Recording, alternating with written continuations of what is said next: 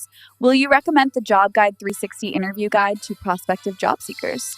Sure, I will. The guide is detailed and very comprehensive. Welcome to the Deep Dive. Today, we're taking a bit of a shortcut. We've got this detailed 2025 interview guide for UK wealth managers. Right.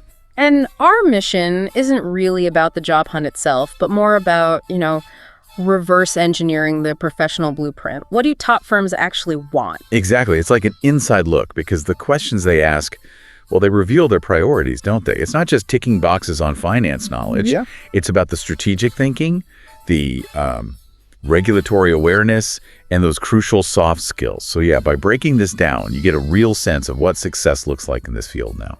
Okay, let's get into it. The blueprint. Starting with, I guess, the technical foundation, the stuff that's just non-negotiable. The bedrock. First up, asset allocation and diversification. Firms need to see a clear method here. Yeah, and it starts with personalization. It's about really analyzing the client, their goals, their real risk tolerance, not just what they say, What they can actually sleep with at night. Exactly. And their time horizon, obviously. Then diversification becomes the tool, mixing equities, bonds, alternatives to, well, try and get growth while managing the bumps. And the guide brings up that classic example, which is still so relevant, isn't it? Younger clients leaning towards growth. Because they have time to recover from downturns. Right. Whereas clients nearing retirement, they need that focus on stability, capital preservation. That distinction, that ability to tailor, that's fundamental competence. But, okay, you've built the portfolio. Now, how do you measure if it's actually any good? Performance evaluation. Yes, and they get specific. The guide mentions two key return measures, time-weighted and money-weighted. Okay, let's pause there because that sounds technical. Why both? What's the difference? Well, it's about accountability, really. Yeah. Time-weighted return, TWR, measures the strategy's performance itself. It strips out the impact of when the client put money in or took it out. So it shows kind of pure investment skill. But money-weighted return, MWR, include the timing of those cash flows. So it often shows how good the manager was at advising the client on when to invest or withdraw. Okay. So one is the investment skill. The other is kind of the manager's timing advice skill. You could put it that way, yeah. And top firms, they want managers good at both. Yeah. Makes sense, right? Good strategy and good guidance on timing. That definitely adds a layer. And obviously, you can't talk returns without talking risk. The guide mentions volatility, standard deviation. Yeah, standard deviation is just a way to measure how much the portfolio's return bounces around its average. Yeah. Think of it as like the smoothness of the ride. Okay. Low standard deviation, smoother ride. High standard deviation, more volatility. But the key thing, and this is crucial, is alignment. The evaluation must tie back to the client's own goals and comfort level. Right. So a slow-growing portfolio could still be a massive success. Absolutely. If the goal was just to keep the capital safe, it's a win. Doesn't matter what some index did. Okay, performance and risk covered. Let's shift to the protection side. Regulations, compliance. This feels huge. It is. It's not just admin. It's central to the firm's credibility. You absolutely need working knowledge of the key rules, like FCA rules here in the UK and general best practices. And specifically, know your customer KYC, that's verifying identity, assessing risk, and anti-money laundering, AML, monitoring transactions, preventing crime. These aren't just hurdles. They're how you build trust. They're fundamental to the whole system working properly. And the guide suggests this isn't a one-and-done thing. You can't just get a certificate and forget it. No way. It's constant learning. You have to actively stay informed. That means checking regulatory websites, reading newsletters, doing training, and crucially, being ready to adapt your processes fast. Like if new disclosure rules come out. Exactly. The firm expects you to know and immediately adjust how you talk to clients about it. It's about being proactive, not reactive. Okay, so that compliance foundation protects the client's money, legally speaking. Now, how do you protect their confidence, their trust? Which brings us to the relationship side. Because once the technicals are solid, this is fundamentally a people business. The technicals get you in the door. But the relationships keep you there, definitely. So this blueprint, what does it say about building those long-term relationships? How do they expect managers to become, that trusted partner? It's about being genuinely proactive. More than just the annual review. It means regular check-ins, anticipating needs sometimes before the client even knows them, and being totally honest, transparent about risks and opportunities. And adapting. Critically. Adapting as the client's life changes, not just the market. The guide mentions that example of, say, someone starting a family. Their priorities shift, their risk tolerance might change. You need to be right there, adjusting the plan with them. That makes sense. But the real acid test, I suppose, is market downturns. That's when panic calls come in.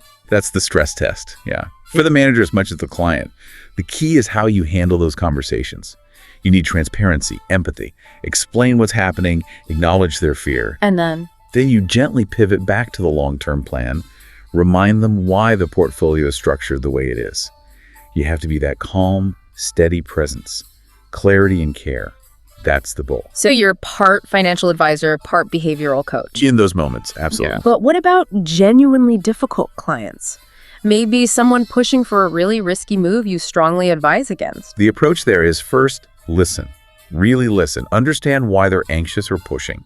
Then, confirm their risk tolerance again, maybe using some clear data.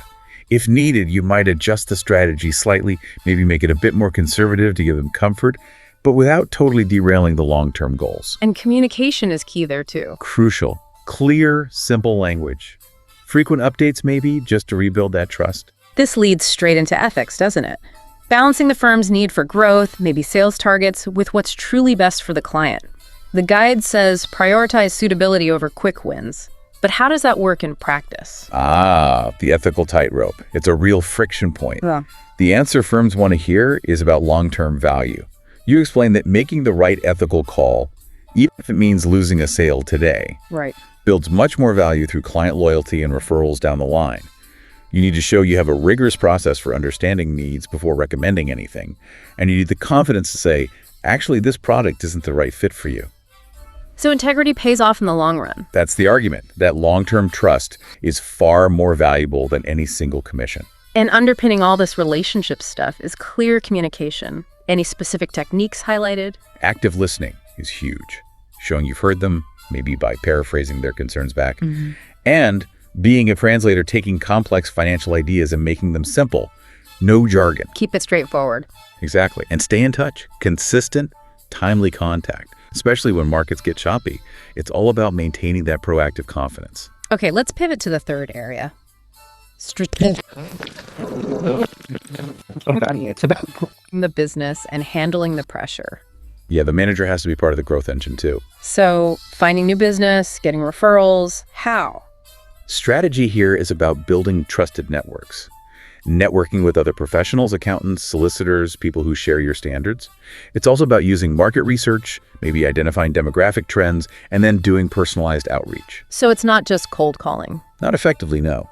Growth really comes from being so reliable and delivering such good advice that your existing clients want to introduce you to people they know. And all this requires serious time management, juggling client needs, market watching, admin. How does the blueprint suggest handling that? Ruthless prioritization based on urgency and importance, not just who shouts loudest, breaking big tasks down, and religiously blocking out time. Like time blocking. Exactly. Dedicated slots for portfolio reviews. Maybe no interruption, time for research. Specific times for client calls. Structure is key. What about the stress? It sounds like a high-pressure job. No doubt. The guide mentions staying highly organized helps. Also, trying not to see stress as a signal, maybe even using it as motivation to really focus, especially when clients need you most. And flexibility, being able to drop everything for an urgent client issue, but not losing sight of the bigger picture. You mentioned balancing sales and ethics. Let's touch on the practical side. Yeah. Tracking sales, managing targets. What do firms want to hear there? They want specifics, not just theory. So yes, using CRM software, but how? How do you take, say, a big annual target like 10 million in new assets and break that down? Into manageable steps. Into daily or weekly actions. Number of calls, number of meetings, tracking conversion rates. They want to see you proactively managing that pipeline to hit your monthly or quarterly goals. Right, making the big number achievable. And finally, under strategy. Adaptability, making decisions under pressure, what kind of examples work. They want proof you can handle the unexpected. So maybe adapting to a huge shift, like when everyone suddenly went remote during the pandemic, how did you maintain client contact? How did you adapt? Okay. Or making a tough call during a market crash, limited time, incomplete information. Yeah. How did you weigh the risks? How did you act to protect assets while still thinking long-term? They want to see resilience and clear thinking under fire. Okay, that really paints the picture of the required professional skills. Yeah. Before we wrap up, let's quickly hit the prep checklist from the guide for anyone listening who is preparing for something like this. Right, the pre-meeting homework, non-negotiable. You have to show you've done deep research on the specific firm. And it breaks down into 4 areas, right? First, company website, mission, values, news. Second, social media, LinkedIn especially, look at employee roles, company culture chatter. Third, financial reports. Understand their stability, growth, their investment philosophy. And fourth, crucially, industry news. But not just listing trends like AI or ESG. You need to connect those trends specifically to that company's business. How does it affect them? Got it. Context is key. And finally, the guide is surprisingly specific about presentation, even in 2025. Yes, still very traditional. Dark suit, navy or black. White or light blue shirt, conservative tie, polished shoes. Professional briefcase. Why so rigid still?